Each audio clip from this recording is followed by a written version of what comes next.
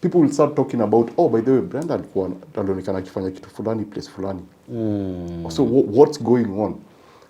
Goes back to Lupita's discussion. Lupita was losing weight, right? People were concerned. Yes. Like, what's happening to her? Yes. Then, oh, she's doing that for a role. Already that is a promo for the upcoming movie. Finding something good to watch on streaming services is an extreme sport. You have to bond with the remote.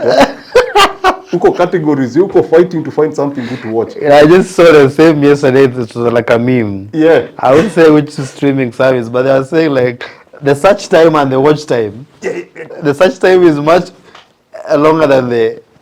Someone said, can we have a show inaitwa Timothy? Why is it Neema, Aziza? There's a previous, another one still kunaitwaje. There's also another one coming on KTN. It has also a name of someone. Someone kwa sema, nakwambia Kenyans. We just update. You just need bundles in this country. Yeah. It's a beautiful place. Yes, Villa in the Metropolis. Yeah. It just popped up on Netflix, and I'm like, wait, what? Sarah Hassan is in this movie. I follow her on Instagram, but I'm like, how? I'm like, I didn't hear, there were no rumors, there was no like, yo, by the way, there's a thriller. Creating movies in Kenya is like working on a visa. Until umeona kwa heri Kenya. Yo, that post of, hiyo picha ya ndege kwa, oh man, kwa heri Kenya.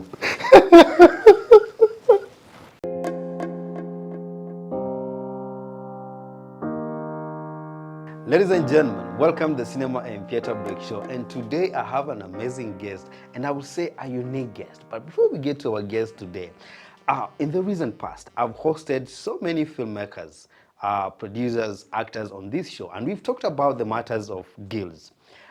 And let me just say this, in this country, when you see doctors on the streets, it's their guild that made them to be on the street. They are always in a society. When you see even matatu people, they are always on the street. If there is something maybe undermining their industry, or, you understand. And then there is walimu, teachers, they have TSCs, Teacher Service Commission. So you see them on the street, there is someone, a body that is fronting them. So when it comes to creatives, I've always asked, why is it that our guilds are not working? Why is it that our guilds are not there to tear you when you want them? Let's look at actors. Actors, they need something they call Kenya Actors Guild. It is there. Whether it's working, I do not know. We need Producers Guild, whether it's there or not there, but we need them. So in this episode, we'll have a look at some of those moments that we talked about guilds. And the reason why I'm revisiting this topic is I was somewhere, and this is the information to the actors, and I want you to know that if a producer is having a movie today and he's budgeting for the movie, he's going to put the prices or the quotes or pay quotes according to the budget. He will not think of what will the actors think of this, because you do not have something to front your interest. And if producers, the studios, we don't have studios, but maybe the clients who want the movies that we are producing are giving us budgets to create movies, and we don't have a guide that will say, for this movie to produce in Kenya, I need amount X to produce this movie. If we don't have a guide that will say, for you to have a movie done in Kenya, you need amount X, then they will give us any amount that they give us. And this one, they trickle down from the producers to the actors. So as an actor, as a producer, I will come and I will pay you what I think it's suitable for you to be paid. And this goes from the actors to the crew and to everyone involved in the industry. What is the call to action as creatives? Do we need guilds? If so, what are we doing about it? Because a government, as I've always said, a government can never listen to an individual.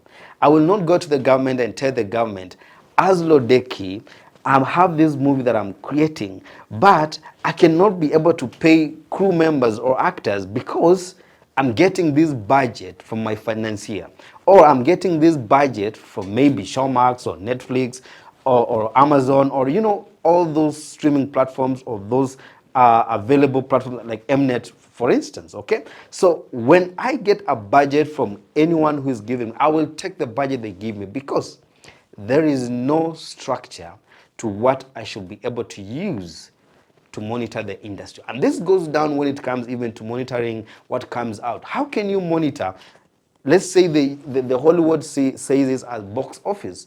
You will see a movie used 10 million, and then the box office return was maybe 100 million. If this does not begin from the budget that was allocated to that film, how are you going to monitor it? How are we going to monitor our industry when we cannot monitor the money that is put in the industry? How can we monitor what comes when we cannot monitor what is put in? This is a question to us as creatives. Now, back to my guest today. I'm having an amazing guest. He's someone, he's writing amazing articles, and I will say provocative articles on film industry. But before we get into it, karibu to the show, Stanz. Hey, Manze, Dodike, I've been waiting for this for so long. I love what you guys are doing. I love the show. I love the fact that you actually host people that we see on our screens every day. First of all, that's a fantastic opening. I think it's important for me to mention that, when young people are coming into film, they always think about film as, I want to be an actor. Or the producer is not acting as a movie, I want to make a movie. But what you've said is very, very important, because there comes a time when you have to approach filmmaking as a business. Money is involved. Yes. Transactions are involved, and that should come with a formality. You can't just wake up and say, oh, you're going to make a movie. I have a budget of, or someone tells you, yeah, I'm going to give you 1 million to do this. Or what are you going to, I don't care. You do what you're supposed to do. I think the idea of just, I don't want to call them regulations, but just, a formality in how the industry is run. Yes. I think that's very, very important. And what you've said is very, very important. It should be taken seriously. There needs to be a sense of formality to actually even maybe prevent exploitation. That's right. That's right. Because again, it might not be exploitation. Yes. It is the budget that we get. And if you don't talk, if I pay you amount X and you don't talk, I will pay you that amount X today. I'll pay you tomorrow. I'll pay you the next day. And if you only come as Stanz and tell me, the amount you paid me last time was not enough, and I won't be able to make changes. But if you come as a team, as a group, if there is a body that will frontline and say, producers, we are calling out producer X, you are supposed to pay our actors this amount, because the film budget was amount this. Because when it comes to producers, there is always a percentage. Because a producer should get at least 5 to 10% of the entire budget. Nice. Okay? Yes. This is the information maybe I'm putting out there, but it's true, we should know. Okay? Yes. So a producer should get at least 5% or 10% of the entire budget. So if you're creating a movie, let's say for example of 1 million, the 10% of that 1 million is like 100,000, something close to that. Yeah. So that should be non-negotiable. I'm taking 10% from this. Now, when it comes to actors or crew members, what is the percentage? What do they get? What do they get? Yes. And do they have the proper representation? Exactly. Okay. That's a fantastic start, actually. That's a very good start. Karibu to the show. Yeah, thanks. I'm happy to be here. My name is Stanslaus Manthi. Official introduction. Let's Stanslaus Manthi. I'm many things. So professionally, my 9 to 5 is I'm a graphic designer. Amazing. I work for Nation Media Group, Business Daily to be specific. Apart from that, I also write movie reviews. Amazing. Outside that, I'm also an animator. Actually, I should say this. I'm an award-winning And, Yes. yeah, I think it is what it is. It is what it is. Yes, Indio. Then outside that, I'm also a graphic novelist. I have a graphic novel out. It's called Punchers. It's somewhere on Comixology.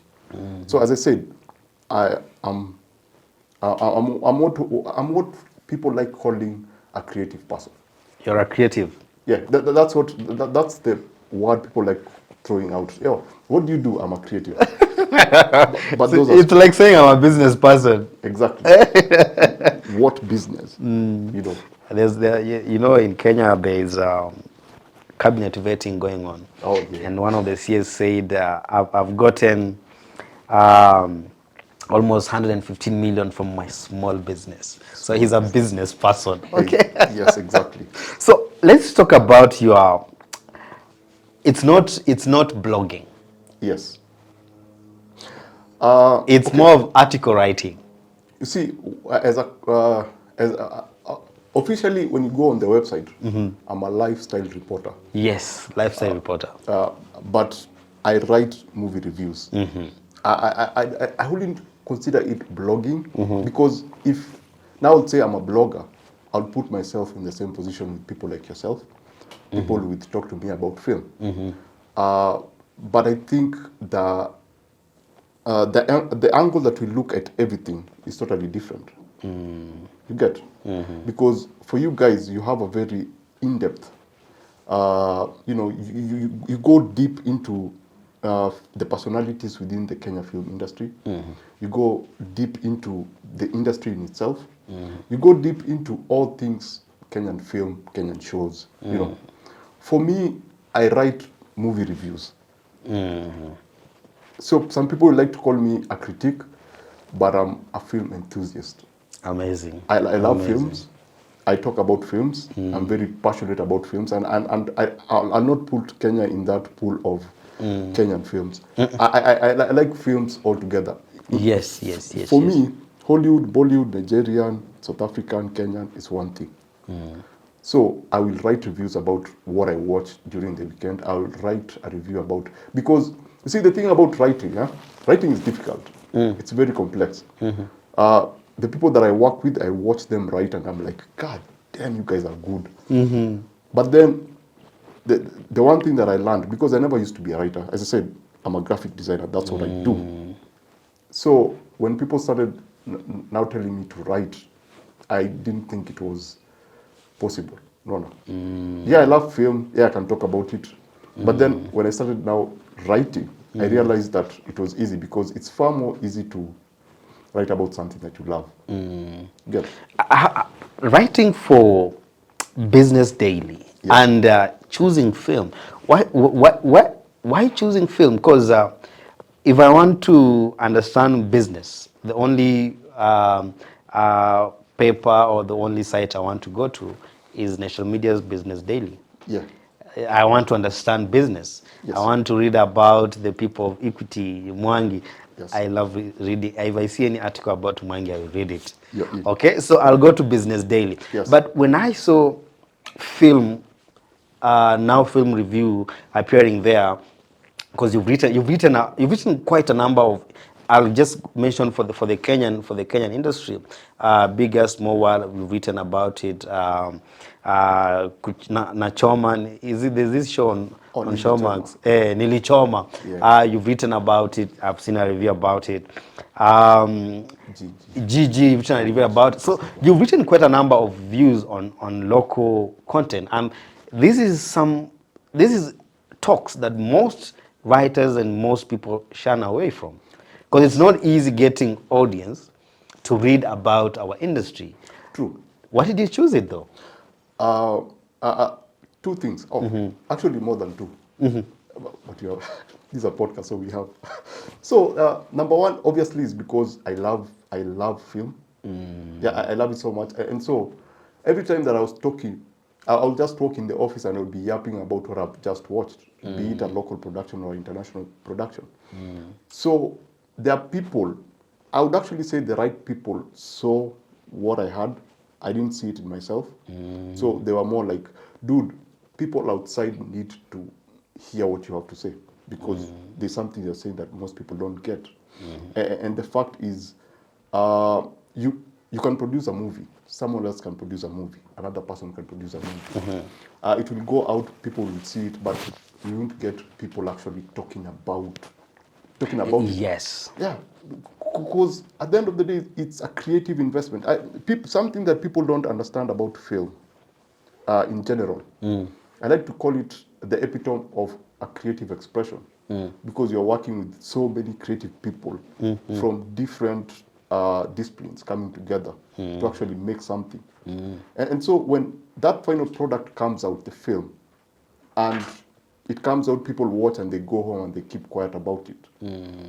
I see a missed opportunity in actually diving deep into what was actually done, what was the output, what worked, what did not work.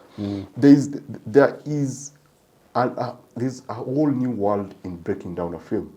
Yes, and that's why we need people like you. Yeah, and also, I'm sorry guys, we also need people like him so that they can bring people like us on. The best thing is Yeah.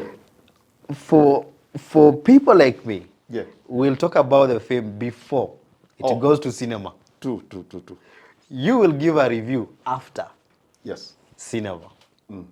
So we are playing a huge part in the film process, but in different capacity. Yeah, true. So we will do it most before. For us, it's more of like getting the numbers, people to go and watch the film.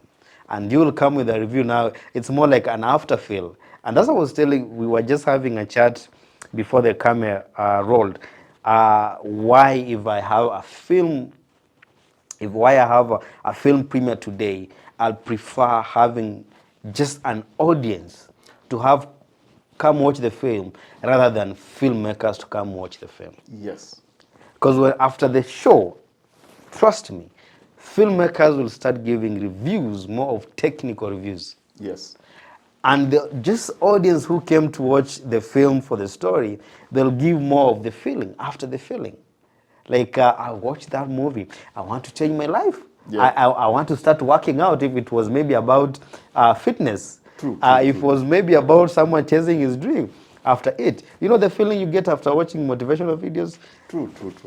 So that's why we need people like you. Yeah. So, so people saw what you were doing. Yes, and something small that I also noticed is that sometimes you may see something really good and people have not seen it. So when you talk about it, you get them to discover something. Amazing. You help people actually discover some interesting things that may be swept under the rug, especially Kenyan producers. And specifically, I'm sorry to be very specific to journalism. With shows like Big Girl, Small World, fantastic. I think it's one of the best shows that we have.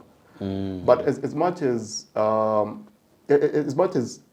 looking at this awesome production, and it's just there, and no one else is actually talking about it. You know, that for me doesn't actually it's I hope we'll grow to start actually appreciating the quality of work that we have. I know that there's a complaint when it comes to Kenya film production. You know, I've actually personally complained about it, that we almost do the same thing repeatedly.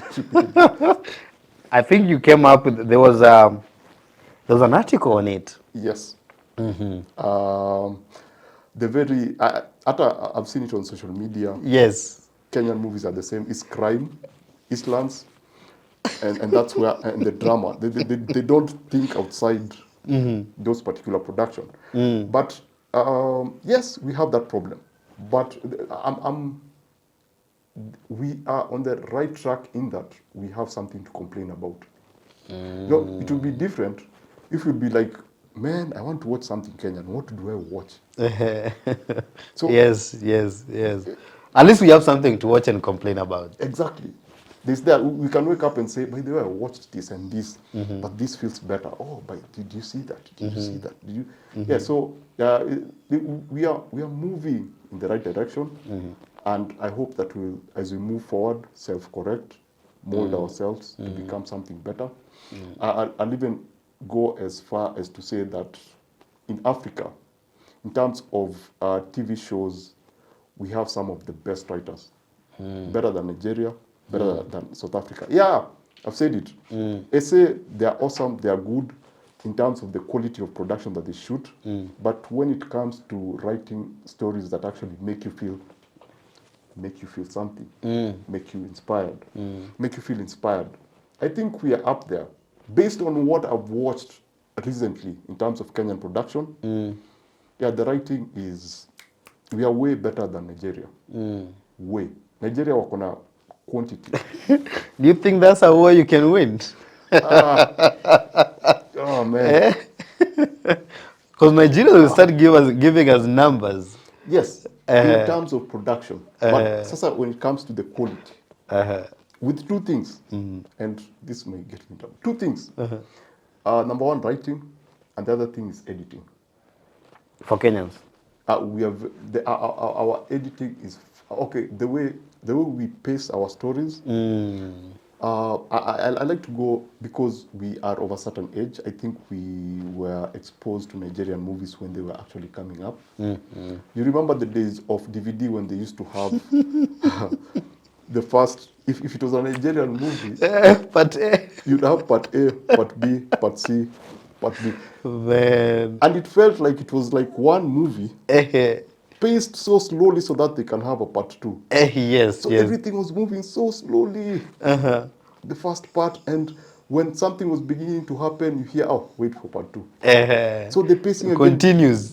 drags itself, part three. Drags itself, part four.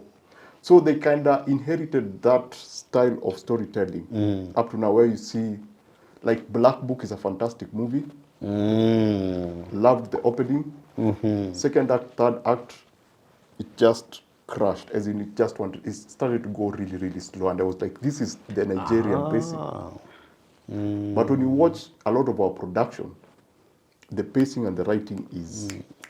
Finally, someone is crediting editors. There you go. Wow, Yeah, wow, so wow. We're in a good place. Yeah. Reviewing this film, what will attract you to review a film? Because as you said, I read your article on Gigi.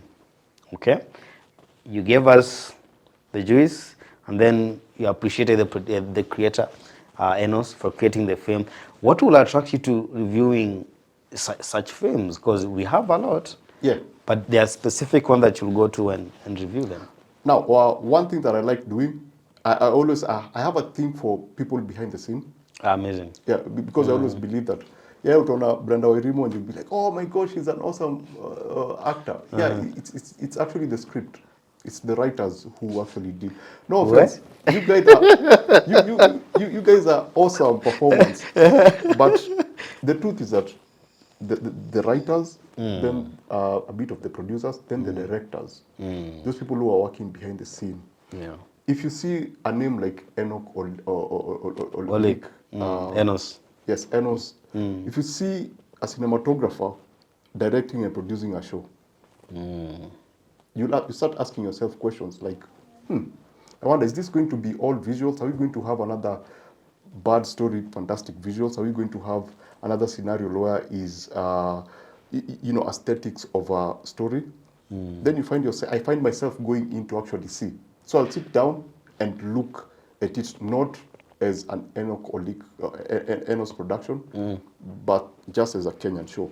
Yes. Then I was actually surprised by the fact that the cinematography in Gigi is not on your face. Yes, you have the beautiful, some of the best wide shots that you'll ever see of Nairobi. Fantastic. But then now when you go into the story and you look at the performances versus the cinematography is actually toned down, despite the fact that this is coming from a cinematographer. So clearly it means that when they were producing this, they understood that, yeah, inatoka kutoka kwa cinematographer, but we need to focus on the story. Yeah, so when I see something like that, and I go like, wow, that was actually a good experience, but A, B, C, D, E, F, G, I have to talk about this. Yeah. Amazing. Yeah. And because you have a leg in creating, and this is more of in animation. Yes. This is just a form of filmmaking. True. Now, when it comes to reviewing, you know, you have to detach yourself from a filmmaker Yeah. and just give honest reviews, because it's hard for me to watch movies sometimes. Because when I'm watching, I'm like, I know what he did there. Eh? I know what he did there. Now you want to review a film and you're detaching yourself from it. How do you do it? Because I'll find myself maybe defending the filmmaker if... Oh yeah, you find yourself going like, I understand the logic of what he did. You can see the budget cuts. You can go like, yeah, I understand where he's coming from. I can see where he's coming from. Yeah, Yeah, yeah. that did not come out well. Yeah. Is it the same thing? You see something did not come out well, and then you go like, yeah, I understand where he's coming from. The budget. Because you know that you understand the process. Yes. You understand the challenges. You understand pre-production. That's something we were talking about. God damn, I forgot the question. Yes, detaching yourself from being a filmmaker and reviewing the film Yes. from a reviewer's eye. Okay, what I like to do is that I like to put myself. It's something that I learned in design, whereby you have to take off your shoes, jump into the viewer's shoes, go to the other side, because when something is when I'm designing something, as I'm working on it, you detach yourself and look at it from what is the person who's going to be looking at this going to experience. So when I'm writing down, I'm thinking about someone who has no idea about the show. I'm trying to, the most important thing is to be as honest as possible with myself and with whatever I'm just about to talk about.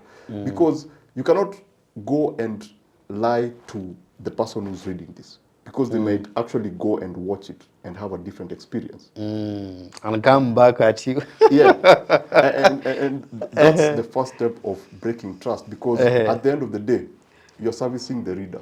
Yes. You're servicing the viewer. So if there's something that people are saying is terrible out there, you go give it a watch, and then, because there's no such thing as a terrible movie. There's no such thing. Rotten Tomatoes says they are terrible movies. Yes, but if you also look at Rotten Tomatoes, there are people who will say, I loved the movie. There are people who will say, you'll have 100 people saying, no, 99 people saying, I hated this. This is garbage. This is the worst movie ever made. But you'll see someone say, yo, I loved this about the film. Yeah. So as much as you pick the worst movie that you've ever seen, give it a watch. There's something that you're going to go like, oh, by the way, yeah, that movie was bad, but I liked the sound. That movie was bad, but I liked that character. That movie was bad, but that actor, if I have a next project, I'm going to have that. I'm going to have that character. Yes, they vary in terms of the bad versus the good. Yeah. But something bad has to be, a guy took a camera, threw it on the ground, recorded whatever was happening, and edited it and put it up. And even if he did that, you'll see something like a leaf flying by and you go like, wow, that leaf, that's a fantastic shot. They must have thought about it like for 2 hours or 2 days, right? Yeah. Together, live. Wow. I'm enjoying this conversation because I'm looking at you as an outsider. Okay? And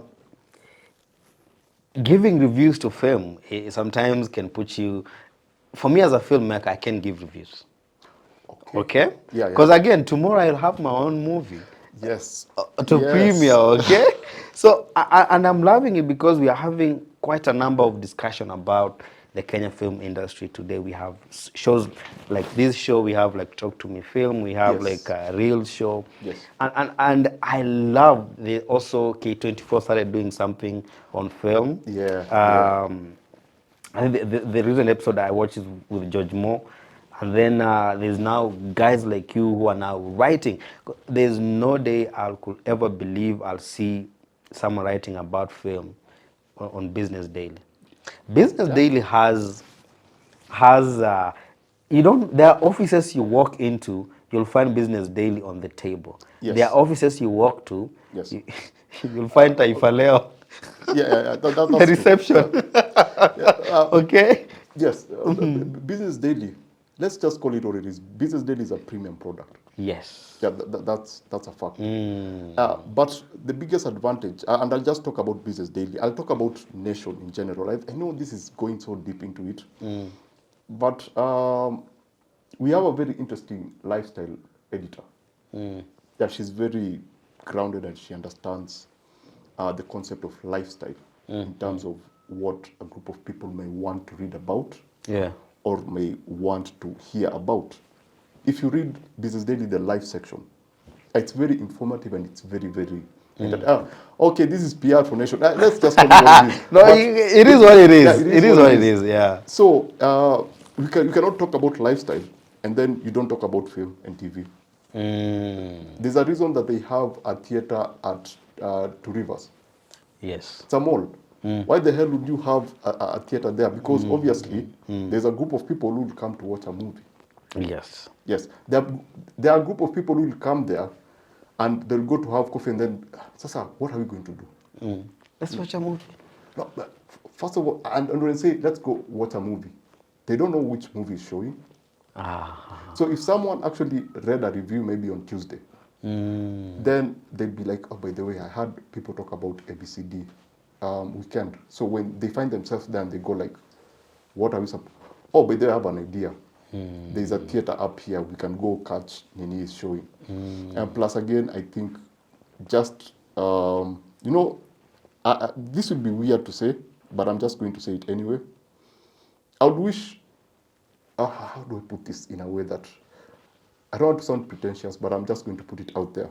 Say it the way it is.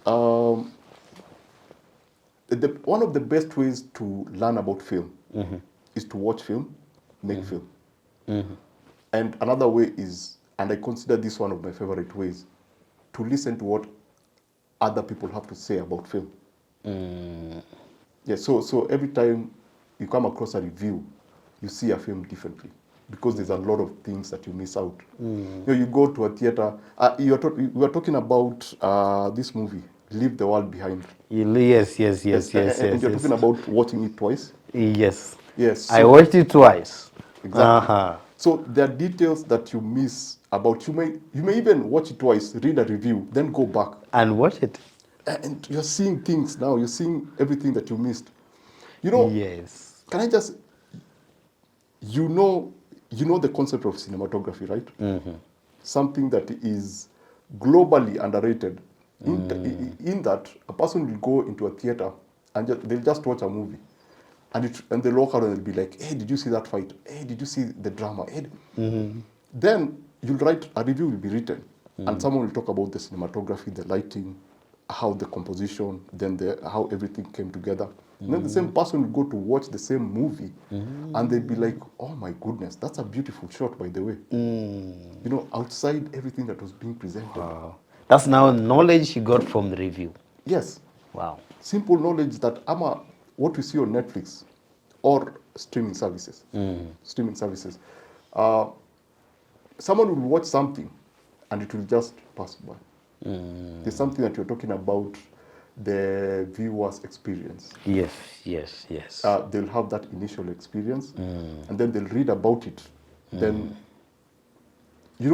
when we're talking about Leave the World Behind, there are all these things that you are talking about. Yes. The politics behind the scenes. You'll read somewhere and you'll go back to the same movie and it will be a totally different experience.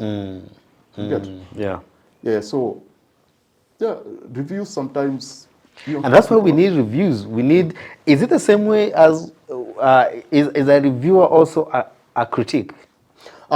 Actually, technically, I'm supposed to be a critic, but I don't consider myself to be a critic. Because at the end of the day, I'm not approaching this from, I want to criticize and break down this film. At the end of the day, I'm also a film fan. I love film.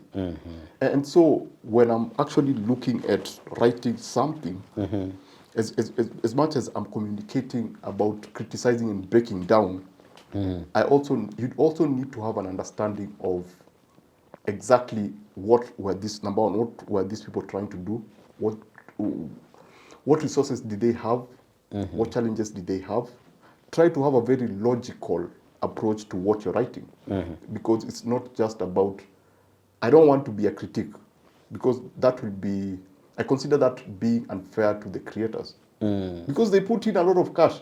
A lot. Yeah, and a lot of people came together. And so I'm sure you've listened to some critics break down a film.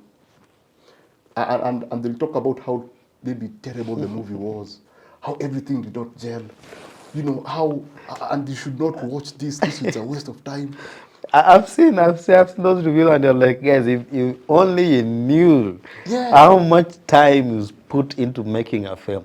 But then again, you have to also to look at it this way. You also need to feel worth of your money. Yes. Okay? Yes. So if you are going to buy that ticket to watch my film, will you just watch the film because it's me, you know me, or you watch that film because you want to watch because it's dope? And this brings me to you coming from this angle of reviewing. Yeah. How do you see like the current production that we have in this country? Oh my goodness. Oh my goodness. Okay. So we are keeping it real, Cindy. Yeah, it's a safe space. It's a safe space, until you walk out and get lynched. No. I get. So the Kenya film industry is a very interesting space. As I said, the positives, again, being very logical. We have something to complain about. At least there are people who are producing stuff. At least we have young faces in terms of actors. I'm starting to see a lot of unfamiliar faces coming up, actors. And we are seeing previous actors become bold and become directors. And also, what was the other guy name? How am I forgetting his name? Anyway, Itakuja. We are seeing previous actors become director. We are seeing more people come into production. I know it was PR, but President Ruto going to Telapere studio, there's that, there's that vibe of, we are not perfect, but we are getting somewhere. But now, for streets, things are different. Yeah. How are things on the street? I think there are things that we overlook in terms of productions. You're a film producer. Forgive me for saying this. You're here. No, that's why you're on the show today, Okay. and not a filmmaker. Okay, yeah. Yeah. So one of the biggest problems that I have with Kenyan production is that I don't see utilization of two particular departments: concept artist, storyboard artist. Yeah, because that's the first time that a movie is visually put together. So more likely, if you properly utilize those particular groups, you're going to have a fantastic production. So most productions that I watch, I'm like, yeah, that edit was not well thought through. That shot was not well thought through. Those shots brought together were not well thought through. And that means that there was no one actually thought about it before. So you did not have a storyboard artist to actually, and we call them animatics. You've heard of them, right? Yes. So you did not have an animatic. You did not pre-visualize what you made. You just went into, oh, you're making a movie. Oh, con a story. Yeah, because story. We have money. Yeah, let's get actors. Let's write down. Okay, so we have a script. So A, B, C, D, E, F, G. It's out. No. And if we have storyboard artists, you find that most storyboard artists are cinematographers. And the directors and the people who actually have the vision. You know, when they look at it from afar, or they kind of just pass over it as a way to communicate the shot to the actor. They don't actually sit down with the cinematographer. They don't sit down with the storyboard artist, not the cinematographer, the storyboard artist. And the director goes like, this is my vision. Yeah, I want this shot to be like this. Then they look at, no. Change the camera, change this. And then they take it to the cinematographer, and the cinematographer goes like, hey boss, this shot, bana. Yeah, it can't work. Let's change A, B, C, D. The concept artist, it comes with the locations. Again, I see better locations on YouTube with vloggers than on film. Damn it! God damn it! I'm sorry, I see so many beautiful shots by these people who do travel in Kenya than cinema, actually proper productions. And I feel that there's a need to start thinking about concept artists. I don't know. Sorry, guys. I don't know if they're there. I don't know if they're not there. I'm just saying that we need people who can come up with a very crazy concept artwork and tell the location scout, this is what we need. So now the location scout starts walking around looking for it, whatever it is. That way we can have beautiful pictures. I mean, I talk about Gigi again. I talk about Gigi. There are some shots of Nairobi in Gigi that I've never seen. It's still Nairobi. I can recognize it, but I'm looking at a shot of Nairobi and I'm like, damn, I've never seen Nairobi this way before. With the setting sun and the different angle, I'm like, this is beautiful. And they're just establishing shots. And you can tell that there was a lot of thought put into that. And they clearly, I am 100% sure that there was either a good storyboard artist who actually drew that image and went like, this would look cool if you were Evie. So that's what most filmmakers are missing. Storyboard artist, concept artist. I feel that if you get, because that's pre-visualization, that's like making the movie before making the movie. And so you can see the edits, you can see the pacing issues, you can see the shots, you can see everything. That animatic. You know why the Lord of the Rings is so good? Tell me. Peter Jackson drew everything before the movie was made. So he sat down and drew everything. This to the new guys who are coming in the industry. Yeah. Not that. Just draw. If you can't look for storyboard artist, let them draw your film. Then turn it to an animatic. An animatic is basically, the simplest way to put it is lifting your storyboards, adding voice on top, and then editing together so that you see the movie before you actually shoot it.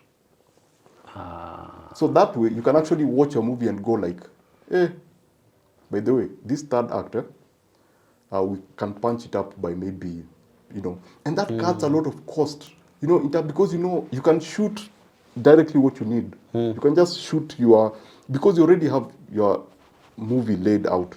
If you want this specific scene, you can say, instead of having 10 shots, different shots of this place, this is exactly what we need. So you shoot very quickly. Wow. The other thing, Wow. I know we have videographers in the room, but I know that we have different levels of filmmakers in the country. Yeah.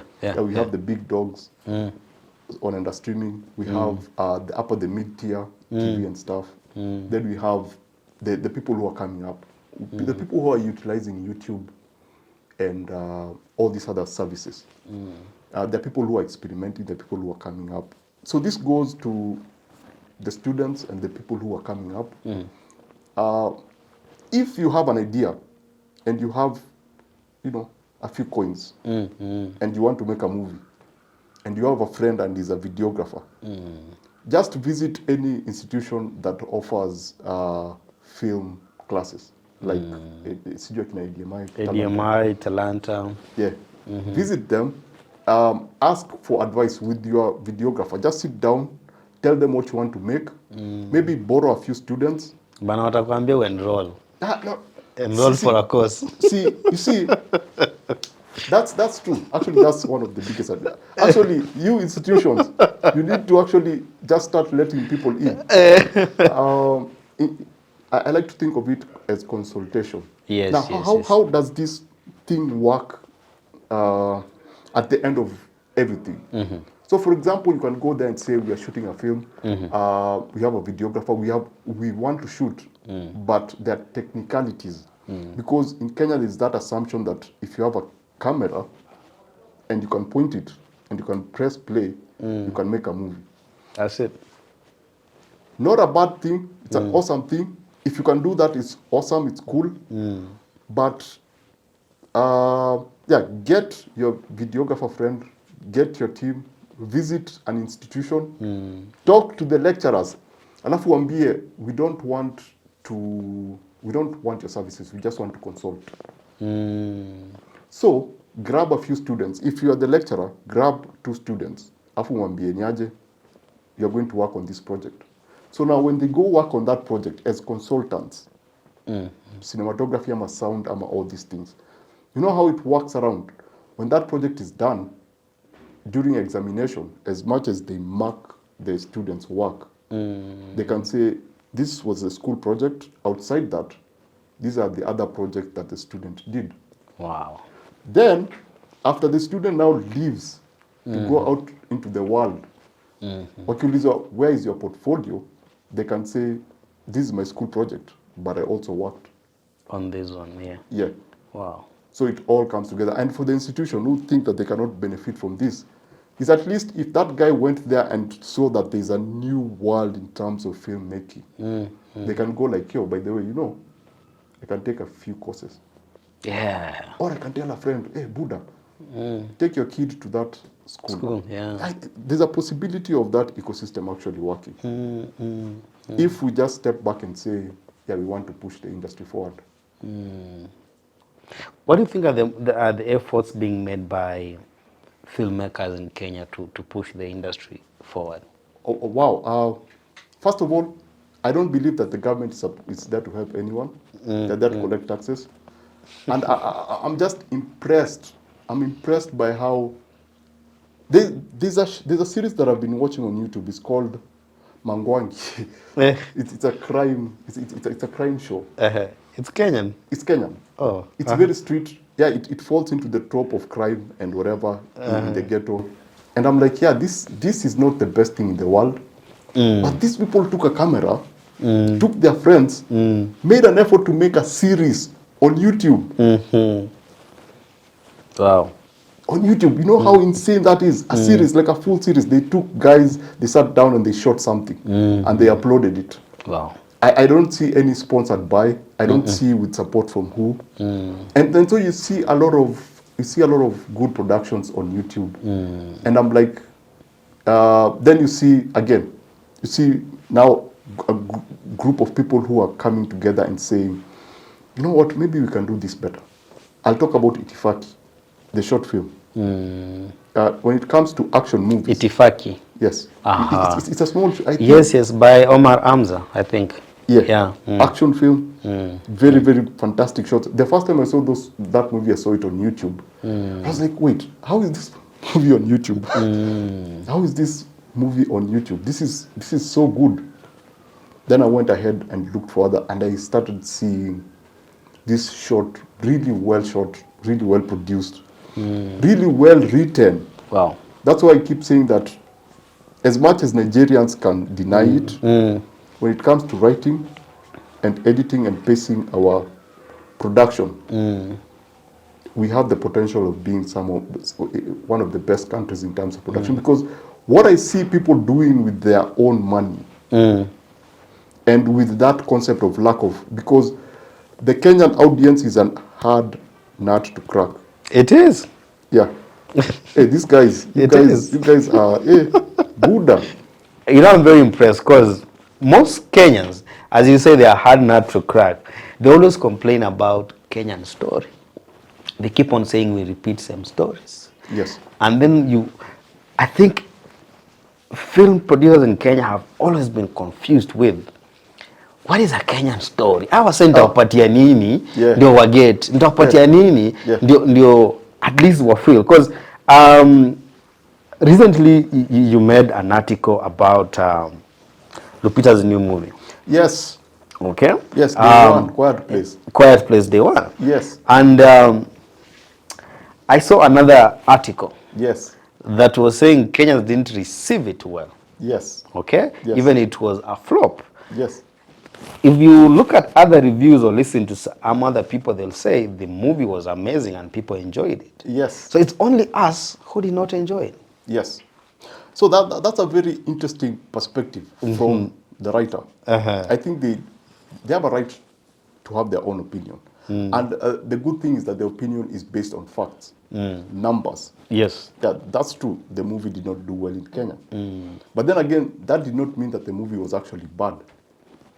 that did not mean that Lupita was bad in that particular movie.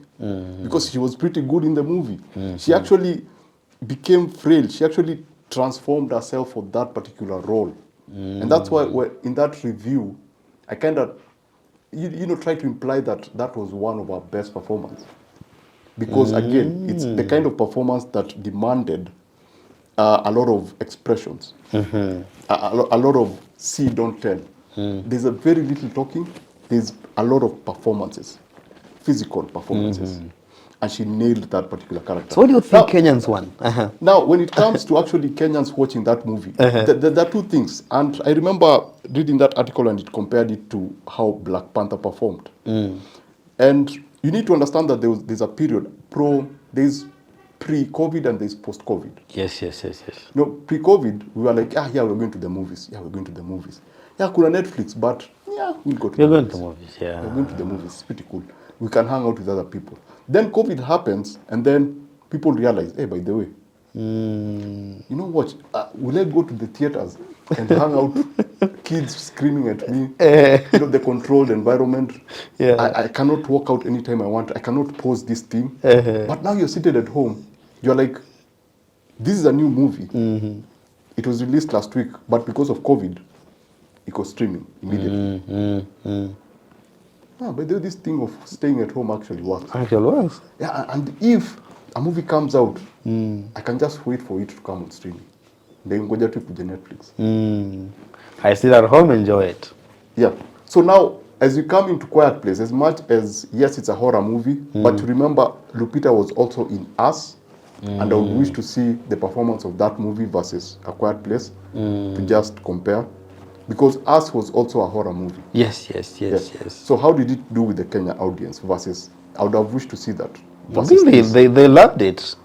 And when it came out, the buzz was, actually, I heard from Kenyans, for me to watch it. Us, yes. Yeah, I would like to see the numbers. In fact, I would like to see the theater numbers for that versus what Lupita actually did. So for this particular movie in the theater, I would like to see A Quiet Place versus every other movie that came out this year. Yeah.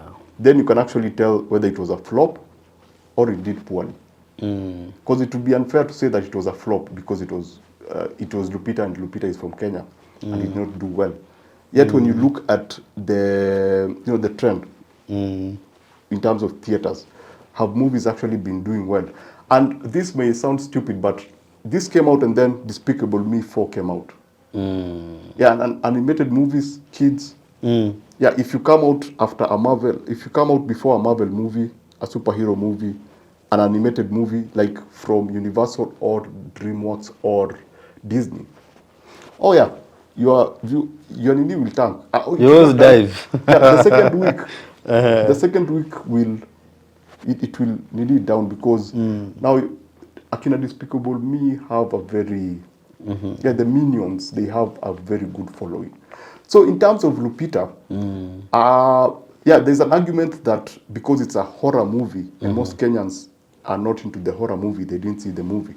There would be an argument that maybe the buzz was not there. Actually, it will go into something that I like talking about, marketing.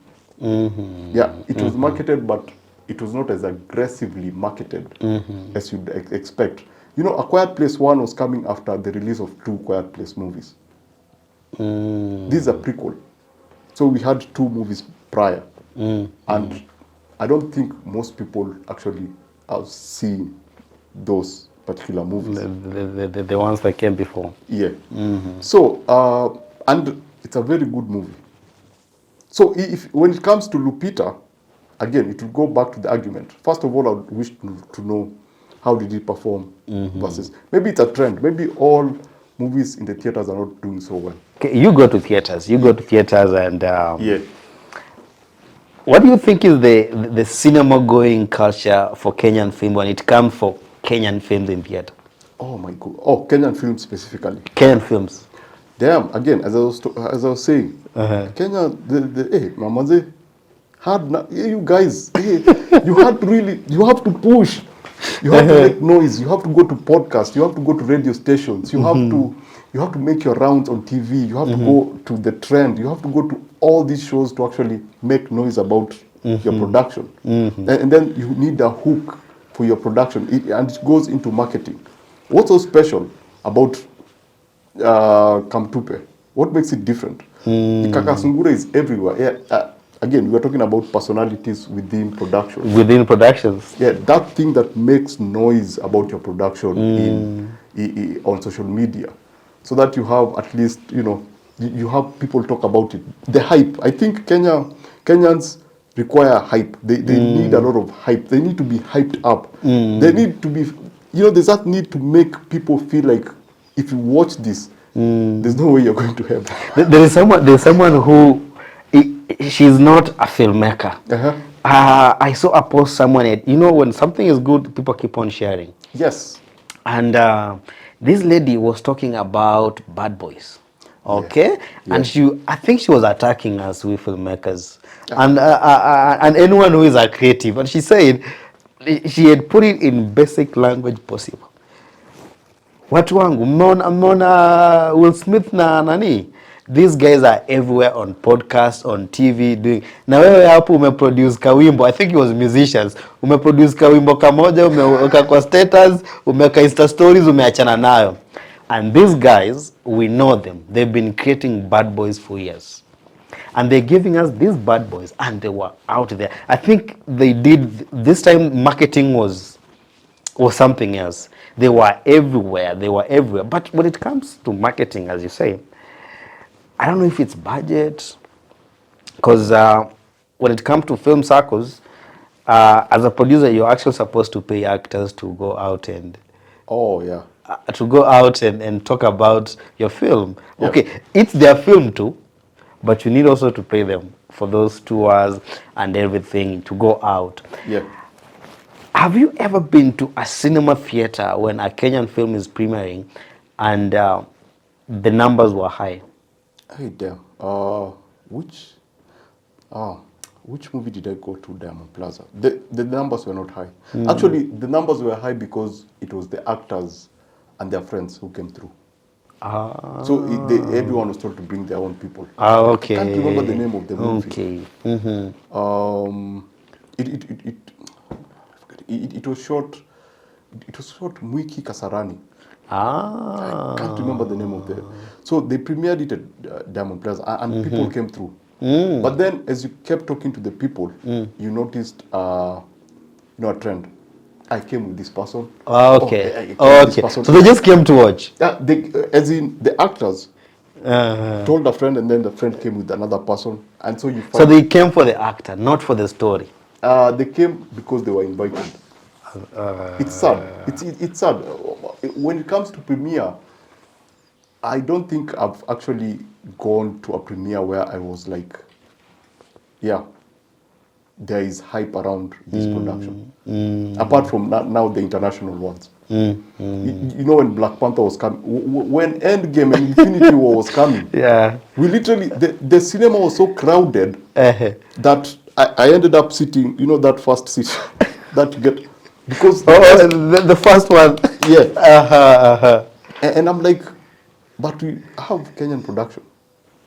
Why can't we have that hype whereby a week before the movie is released, people are like, oh my goodness, this movie is coming out, I need to be in that premiere. Nani's Abel Mutua's movie, what was it called? This one that premiered. Click.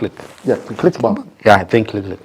That was actually a good one, but again, that was based on the influence of the actors, the creators. Abel Mutua.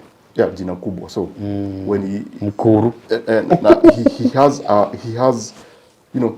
a following. So it's easy to market it to his own people, and most of the people that are coming out were his fans. You don't have that organic, by the way, they're making that movie, it's going to premiere, I want to be there. And even if you look at how, and I would want you to speak because you have a platform. I would want to watch you talk to movie theater, people who run movie theaters, so that they can actually discuss the behavior of how Kenyan production actually perform in theaters. Because personally, I've seen that thing of, yeah, you'll have a hype, then you have a drop. You would have more people coming in to see the movies. And how do movie theaters actually look at Kenyan production? Is it that it's italeta watu, so is it that we have to show it because it's a Kenyan production and we need to show Kenyan production? The law says. Let's just show the show. Because, again, the law says, or is there actually a potential? Because, I'm sorry. Wow. It just goes back to the production budget. Wow. What you're saying. There's this thing about Hollywood where they usually say if a movie is 10 million, the true budget is 20 million because 10 million is marketing. So you have the production budget and then you have the marketing budget. So producers, I know financially there's a problem, but there needs to be that, that planning of, we're making this with $1 million bob, but you also need like 500 G's for promotion. Throw it out there so that people can actually know. And then, okay. Let's keep it real. Drop it. We keep it real. You guys, you make movies undercover, then it just pops up. Nani has released this movie yesterday. No one heard about the production. There was no hype before the movie. You're talking about Bad Boys, right? Yes. If you're following Will Smith, you are seeing behind the scenes of him doing stuff. You are seeing a lot of behind the scenes shots before the movie was actually released. Yeah. You mean the Sarah Hassan and Kariba one? The one that's coming on Netflix? There you go. Ah, yeah. Yeah. You don't know what someone is working on. You don't have I need to ask you a question. You run this YouTube channel. By the way, I also have a YouTube channel. So plug. Yes.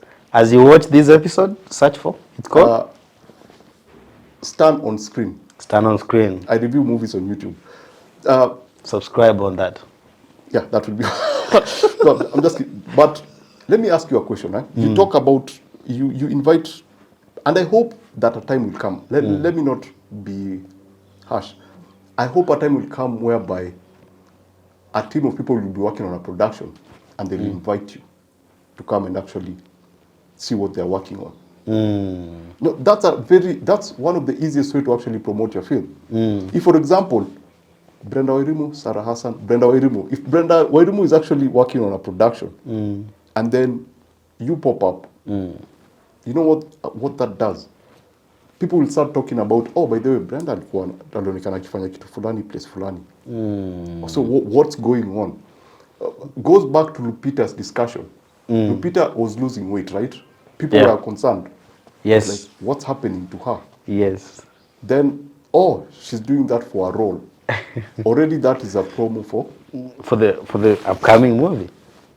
So you say we do undercover? No, there's honestly, I don't know a lot of movies come out until I see them. As in, I just hear they popped up. There's Villain in the Metropolis. Yes, Villain in the Metropolis. Yeah. It just popped up on Netflix, and I'm like, wait, what? Sarah Hassan is in this movie. I follow her on Instagram, but I'm like, how? I'm like, I didn't hear, there were no rumors, there was no like, by the way, there's a thriller. Creating movies in Kenya is like working on a visa. Until umeona kwa heri Kenya. That post of, hiyo picha ya ndege kwa, kwa heri Kenya. Man, okay, yeah, it's I know that sometimes you have to keep everything undercover, but open a leeway. Invite some people. Invite BN to your production. I'm just. You're making a lot of sense, though. And this. There are some people actually you interact, you meet in these forums, interact, and even some business people. sometimes I meet people and they ask me, what do you really do? They ask me that, what do you really do? Because they do not have enough knowledge about our industry. Because they don't see us doing these things. You know, there used to be a show on KTN back in the days, looking at how things work. Ah, yes. How things, so they could take us to, you know, how they make cooking oil, and they show us that blah blah blah, how they make these iron rods for buildings. So people could have knowledge of how cooking oil is actually made. Yes, true, true. So if you meet someone who works in that particular factory and tells you, where do you work? I work with Bidco Africa. You won't ask him so many questions. True, true, true. Because you know how cooking oil is made. You have an understanding. And the same thing comes to our industry. And unless you see me shooting for a series of projects, when I meet you and I tell you I'm a creative, I'm a filmmaker, you won't ask me, what do you do? Yeah. What do you do? What do you do? Exactly, what do you do? Yeah, exactly. What do you do? Yeah. And this comes to that concern of, why do we creatives or filmmakers create movies undercover? Why? What are we afraid of? Yeah, thank you. What could possibly happen? Even if I was to copy, there's no way you can copy a meal that is already made, that is on the cooking. You can't go like nyanya zishakatakata, or the cabbage is put on the food. It's cooking. You cannot emulate something that is already cooking. I don't know if I'm making sense. You're making sense? Yeah, and yeah, the question of unafanya gani exactly. If they follow you, they have. Wow. You have friends, you have family members. I know you are a reviewer. Have you ever interacted with them to understand what are their thoughts on what they watch Kenyan? Yes, I have a game that I usually play, which was the last Kenyan movie you saw or show, and I usually go into. So what did you like about it? So that's what I like doing. I like interacting because sometimes I find myself that I have a clear understanding that I might go so deep into this that I forget my the people, the readers, the people who actually read this. So I always make an effort to, whenever I interact with either family or someone is watching a local show, like Neema, is it Neema on Citizen? The one that's currently running, the one that has Fidel. Neema. So someone is watching that show and I'm like, yeah. I'm giggling because I saw something when it came out. Okay.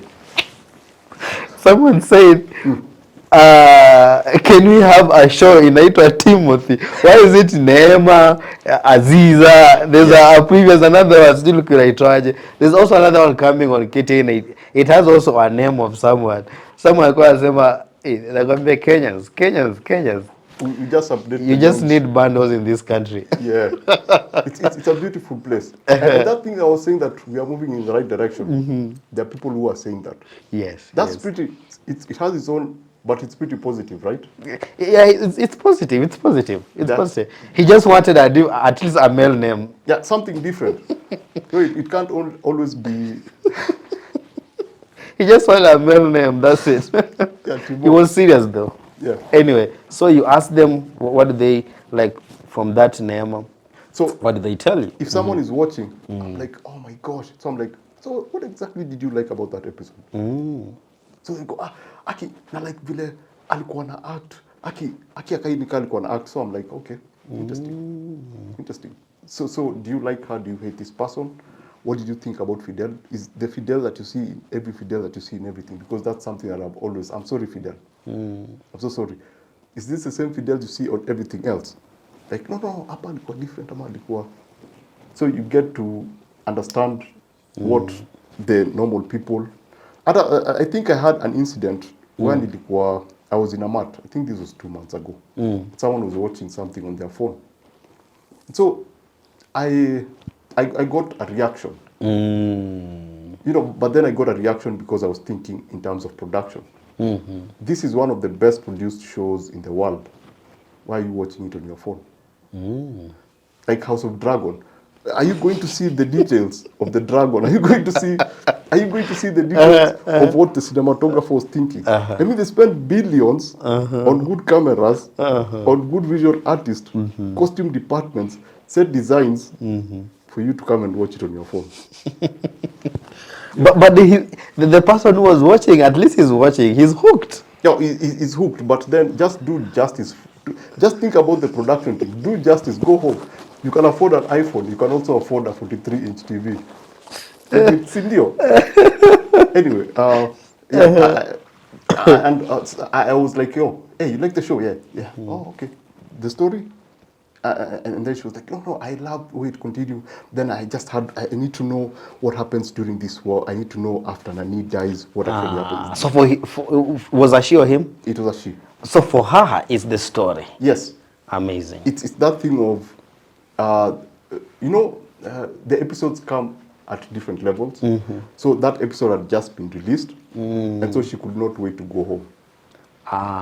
So up on Donika, I took a step back and I was like, hey, I was too much into my feelings. But this person had, I think what you said, too much into the story. And they just needed to know what happens. But that doesn't justify watching stuff on your phone. It's not cool. By the way, do you watch movies on your phone? No. Yeah, you I don't. Okay. I don't think if I can even. I don't know if it comes with maybe age. I don't know. But there's some time back I could. Now I can't. Oh, interesting. Yeah, I can't spend even 30 minutes watching something on my phone. Yeah. I'd rather just wait and maybe watch it when relaxed on a screen. Okay? At home on a screen. But on phone, no, I rarely watch it. It's not proper entertainment. I think as a filmmaker, it has also, back in the days you could go in a movie shop and just buy a movie.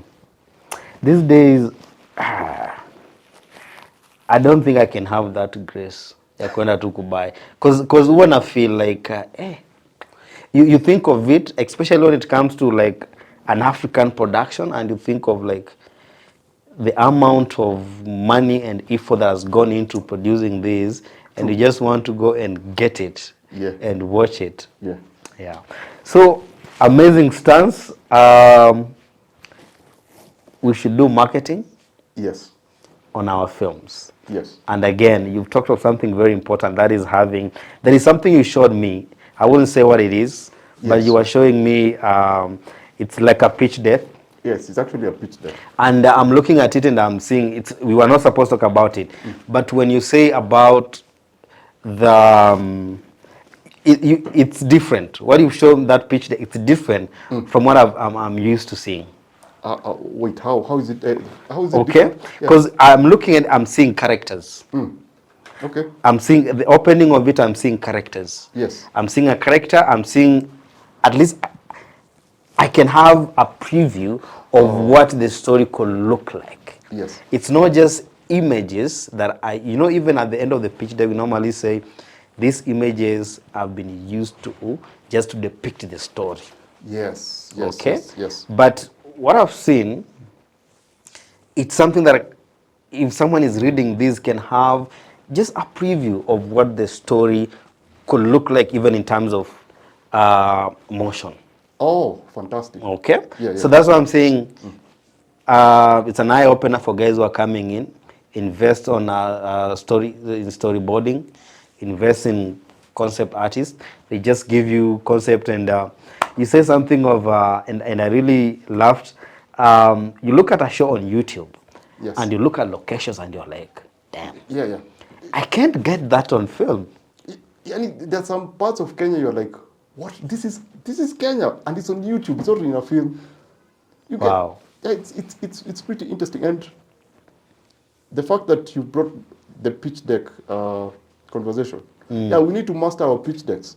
Yeah. You seriously, in fact, I'm not suggesting, but institutions need to pay a lot, because the pitch deck is the first step into convincing people. Because as a producer, I think you are convincing investors to give you their money to go create the story. Yeah. So the first step is your pitch deck, because that is what is supposed to, a person is supposed to look at it and go like, boss, I get you. I get it. Take the money. Amazing. Stans, as we wrap up, this has been an amazing discussion. And, as I told you, coming in from, when you're a filmmaker, you are doing it day to day, you might have biased feedback. But coming in from you, you're giving it as it is.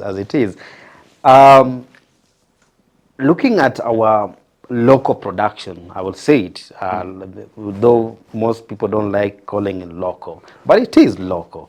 Yes. Our local production. We have number of sites. Where do you watch your content from mostly? Okay. What you just said, Kenya is very vibrant. Yeah, we are heading the right direction. And so, keeping it real again. Netflix is awesome. Currently, Showmax is very, very good in terms of local productions.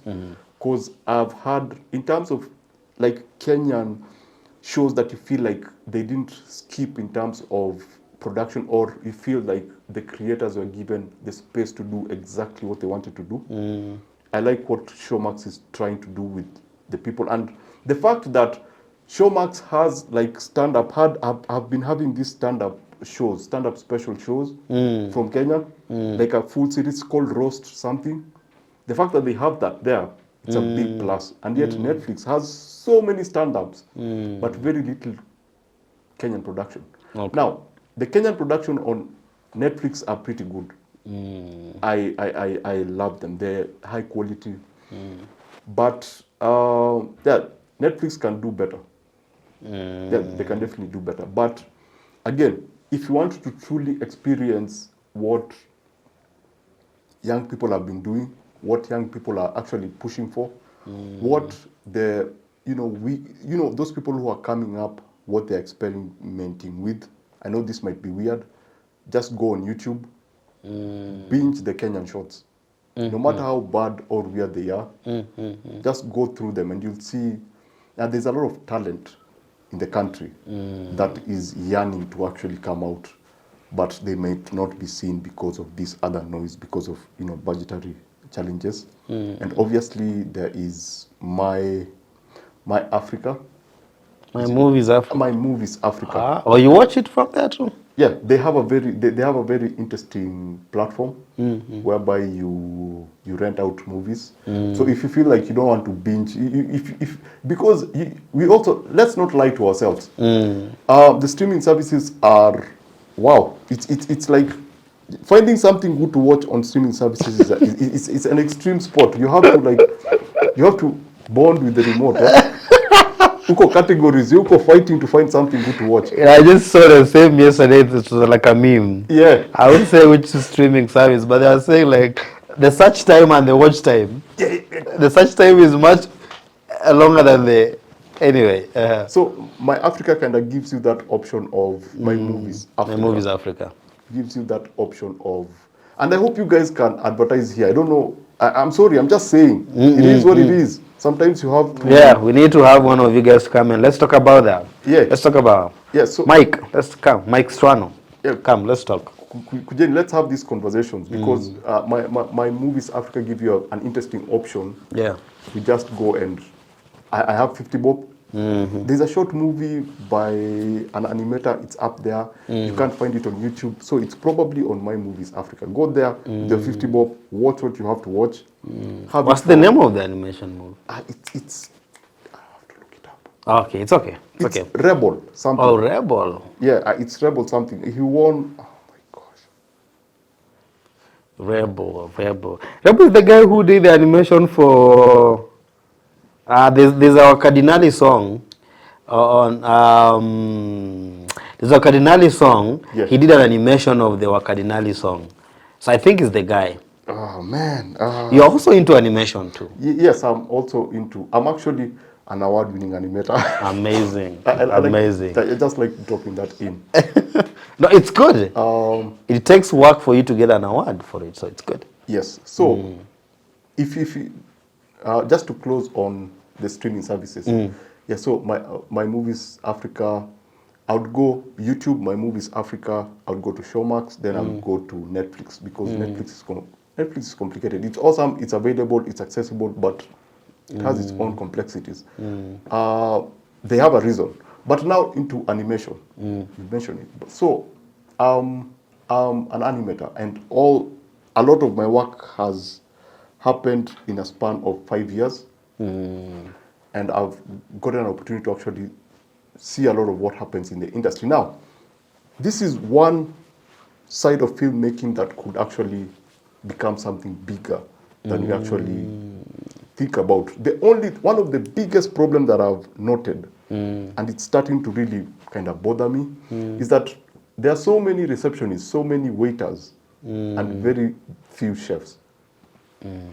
There are very few people who are ready to do their work. There are so many receptionists. So many waiters. And chefs. Very few chefs. Very few people are willing to actually spend years working on a project. But they are so ready to now sit on to make up. Yeah, that's so. You'll see, even you can testify to, if you watch a lot of morning shows, you'll hear people popping up to talk about animation. But you go on IMDb, because that's something I usually do. When I go on social media, I see someone is going to talk about an animation. I Google them. What have they done? Because, for example, you talk about film. You've produced film. You understand the challenges that come with film. So when you're having a conversation, you understand exactly what happens in the industry. Yes. What happens in the community or the industry. But now I see just names popping up. They're going to give a talk in an institution about animation. You Google them. There's no movie. You Google them. There's nothing. All you hear is that, yes, they've spoken in particular places, but they've not been around for a very long time. You know? So I'm wondering, how can you go to talk to young minds about animation when you've never animated anything? Yeah, you've never made you've never gone through the sleepless nights. You've never argued with your co-producer because you want something to turn a certain way. You don't understand the process from actually getting your hands dirty. How can you talk? But you know, there are those industry hijackers. Oh yeah. Yeah. Okay, interesting. Yeah, there are always those. There's always someone. There's always someone. You know, even during this mandamana that you had, if you could watch clearly, there are people who will go mandamana. When media pops up, there are different people who will come and talk. When camera comes, the different person will show up and say, tumekuwa hii, we want this, we want this. When it comes to film, there are guys who create. Yes. Daily. There are guys who are ever thinking of film they are creating. There's someone who made a movie in 90s. He's still talking about it today. He's still going to film panels to talk about film today. 90s, and that was 30 years ago. Yeah, what you made in 90s, you cannot compare to what guys are making today. Yes, that's true. I created a concept together. I was part of a team. Producer. I was a producer on that show. A concept of a TV series in 2020. 2020. You look at it on YouTube and you're like, what was I making? It has changed. It has totally evolved. Even you look at the cameras people are using now, the quality, then just recently it was something. So there's always those industry hijackers. For me, I know they are there. They'll always pop up. Yes. But if you're in this industry of animation, then I think if you ask me animators, I only think of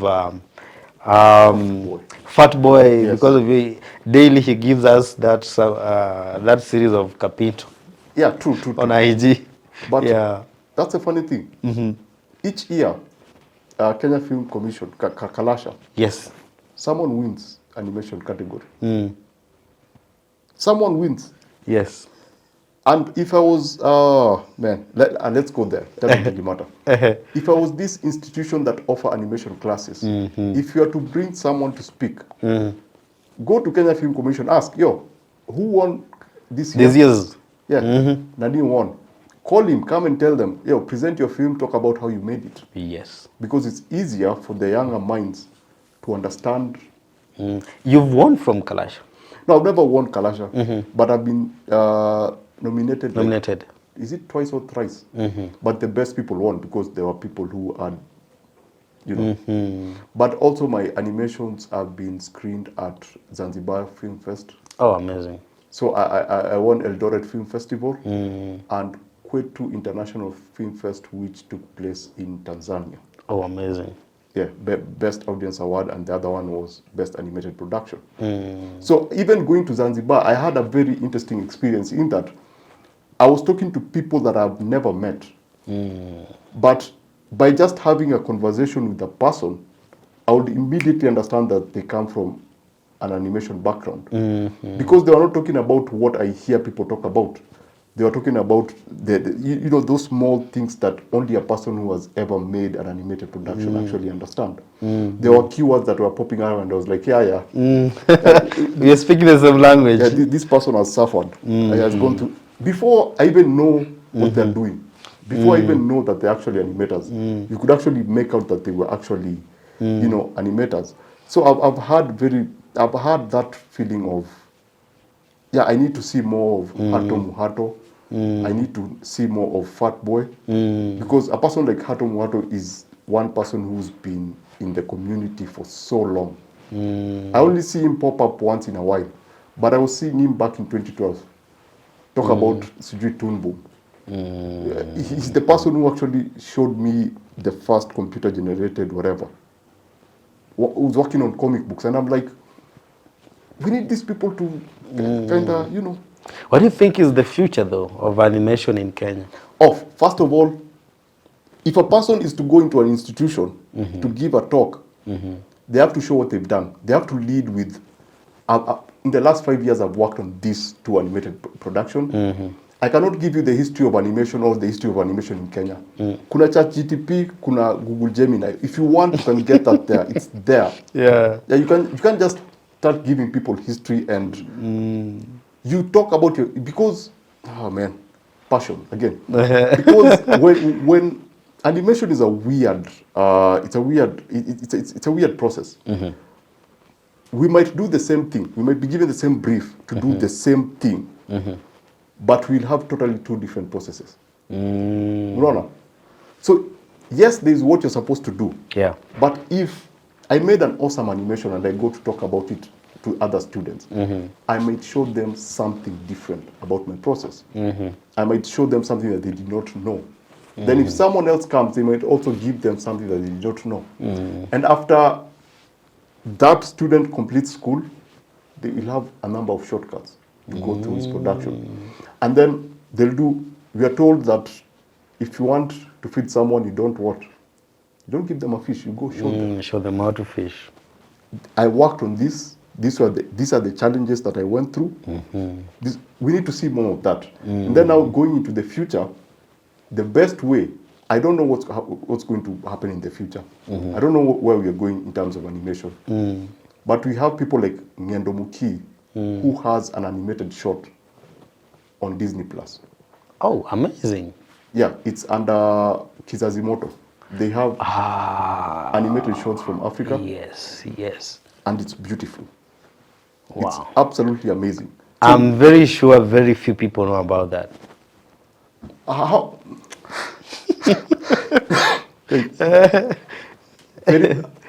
I don't.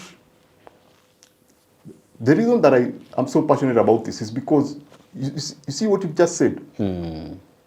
You'll see an institution, a very big institution, call a random dude on a Zoom meeting to talk to students. Yet there are people like Ngendo Muki who has worked with an international team to create an animated story from Kenya.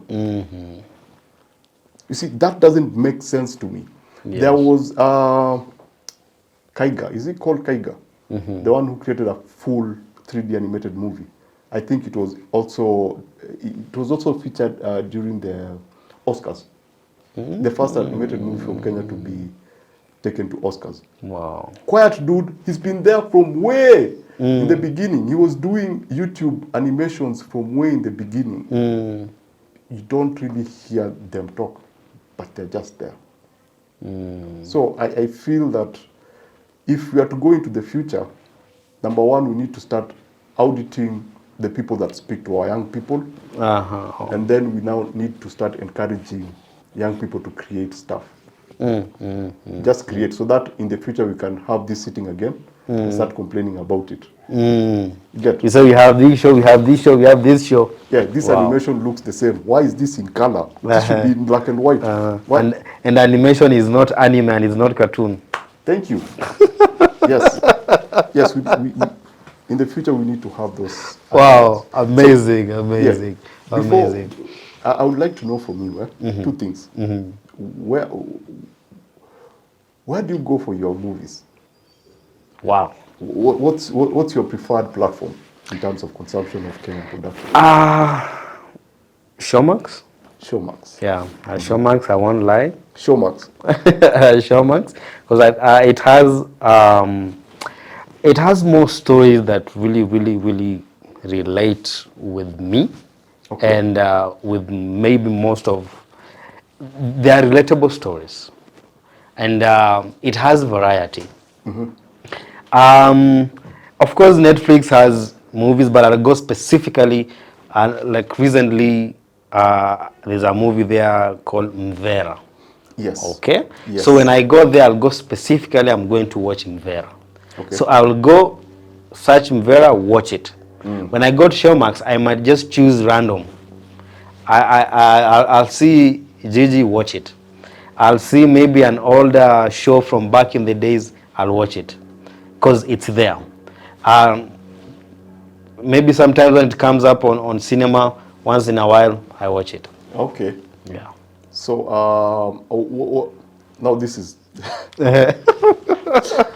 I'm going to interview you. I'm sorry, man. Yeah, okay, go on. So, you keep talking about movies that relate to you. As a film producer, I think there's a question you asked me about what is a true Kenyan story. You want to put me in the spotlight? Yes, I'm putting you on the spot. What does it mean? Because when we talk of a Kenyan show, we all complain about crime, drama, Rorasho, you know.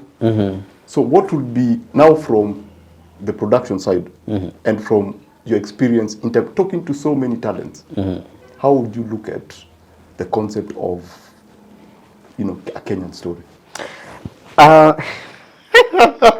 Yeah, this guy is interviewing me. Wow. So I don't put it as a Kenyan story. Okay. But Kenya is a very diverse community or country. Okay. We can be told stories from different angles. And that's why I'll go to Netflix and watch Disconnect the Wedding Planner, and I will enjoy it. Because I know in every community or in every circle of friends, there is only that one friend who will mess up the entire thing. There's only that one friend you will send money and tell him, we want this particular venue, and he will miss it. Yeah. And you don't hate him.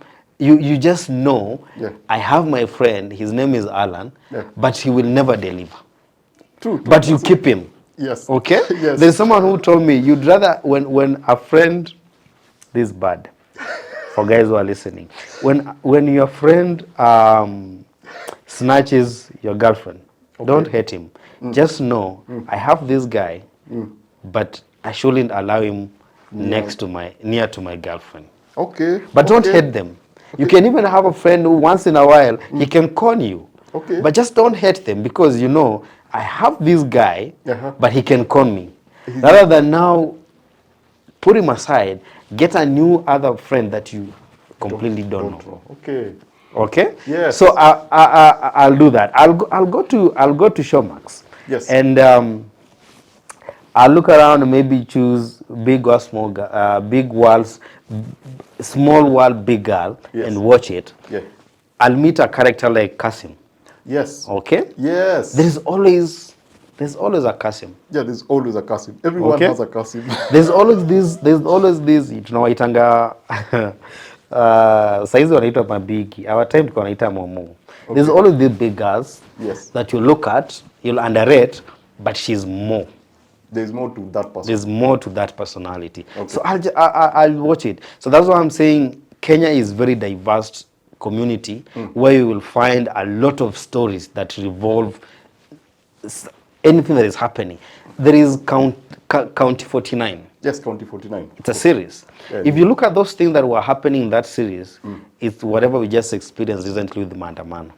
Yes. Okay. By the way, yes. But if you could have watched it from that time, you know, you could have just said, "Is this our story really? Is this our story?" But now, go back, watch it, you'll see. Oh, It makes sense. why I always feel Nairobi Half-Life made it so big. It was because of the language. Yes. Okay. Yeah. Those guys, they just went raw, and when this camera goes down, stops rolling, we talk like we talk. Normally, it's like a normal Okay, conversation. we just we'll have sharing that is raw. Yes. Okay, Authenticity. authenticity. Yeah. Okay, Yes. like yesterday, I was coming from shopping, and some dudes were following me nyuma yangu, and these guys were like, "Hey mazee, acha nikwambie, jana niliitiwa nini, niliitiwa nini," and they were raw. Yeah. And I'm like, oh, that's good, because I'm a creative. I look at some things and I just imagine. So that's why I'll go to Showmax and just watch them. So there's no way for me I'll define this is a Kenyan story. Okay. It's just a way like we are diverse and we tend to watch quite a lot. That's why a Kenyan will watch a Nigerian movie, they will enjoy. They'll watch a Marvel movie, they'll enjoy. They'll go to South Africa and watch a Zulu movie, they'll enjoy. At the end of the day, they just want to be entertained. They just want to be entertained. Okay. So throw something good at them that they can feel, I love this, Yeah. they will enjoy it. Okay? Oh. Though they'll find some stories Interesting. and not to, as you said in the beginning, Yeah. when we were having this discussion, they are hard not to crack. Yes. Before we roll, I was telling you, we have a full feature film on YouTube. It's called Sleep. Sleep. When it came out, Sleep. most people say they were not relating with the story.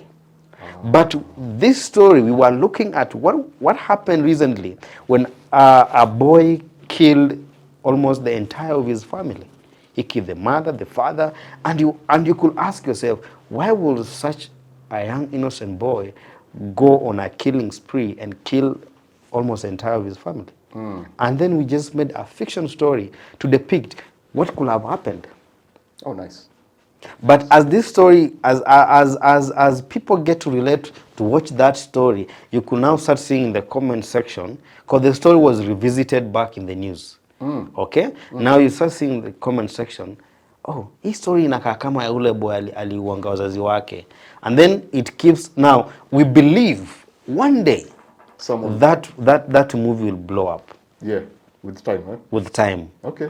Okay? So there's no specifically a Kenyan story. Okay. Create a good story, Kenyans will watch. That's a very safe answer. You should take it. Amazing. So, thank you so much for coming. Yeah, thank you for hosting me. Yeah. I think if you're a fan, I think we all wish to be here, and it's a great opportunity to actually sit on this seat, to be on this side next to you. As I said, I've watched a lot of your videos. I've seen the people that you've interviewed. Yes. And I just love that trajectory. Amazing. Yeah. Amazing. Thank you so much. Stanzs. Asante. It's Stanslaus Manthi. Stan. That works. And Stan on screen on YouTube, TikTok, and YouTube. Yes. Sawa sawa. Sawa. Asante sana. Thank you for coming. Sawa sawa. Ladies and gentlemen, this has been an amazing episode. I've been excited throughout the episode because this is a unique guest that we had today. He's not that particular filmmaker that you see day to day, but his ideas, his insights towards the film. And please keep writing about the films, man, because that's what we need. Because what we normally have is the hype. Before the film, this film is coming in theater, we want you to go and watch, but we don't get to see what happens after. And that's why you come in the industry. You write and just tell the people how the experience was. So thank you so much for that. And keep blogging, keep writing, yes. Not blogging, keep writing. Ladies and gentlemen, remember to follow us across all social media platforms. We are Cinema and Theatre Break Show at CTB Show. And follow me, Lodeki, on every across every social media platform. Subscribe to our YouTube channel. Ladies and gentlemen, from me to you, have a great time.